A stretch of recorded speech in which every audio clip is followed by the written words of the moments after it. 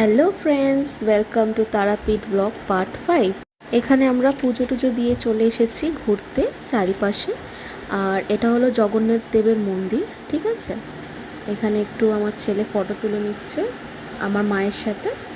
আর এখানটায় হচ্ছে ক্যামেরা প্রোহাইবিটেড, সেটাই আমার বোন বলছে যে এখানটায় ক্যামেরা করো না, ভিডিওটা অ্যালাউ নেই এখানে। তবুও যতটা পেরেছি তুলে ধরেছি।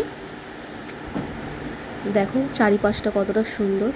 এখানে ভোগও খাওয়ানো হয়। আর আনফর্চুনেটলি আমরা 1:30টার সময় গেছিলাম, একটু তাড়াতাড়ি, তাই ভোগটা দেওয়া তখন হয়নি।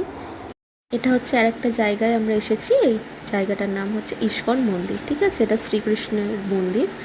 এই মন্দিরটা এত অপূর্ব সুন্দর যে বলার বাইরে। দেখতেই পাচ্ছ বাইরেটা, ঠিক আছে। এখানেও ভিতরে ক্যামেরা অ্যালাউ ছিল না, তাই জন্য আপনাদের দেখাতে পারিনি। ভিতরে যে শ্রীকৃষ্ণের মূর্তি দুটো আছে সেটা অসাধারণ, ঠিক আছে। দেখুন বাইরেটা, দেখুন বাইরেটাই এত সুন্দর, তাহলে ভিতরটা কত সুন্দর হতে পারে আপনারা বলুন। এই দিকটা ঘুরে এবারে আমরা ফিরে যাচ্ছি নিজেদের হোটেলে, ঠিক আছে। ঘোরা হয়ে গেছে।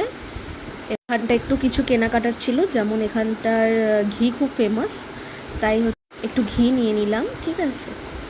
আর এই দেখো কি সুন্দর, মানে চারিদিকটা এত সুন্দর, মানে শান্তির 1 নম্বর জায়গা এটা।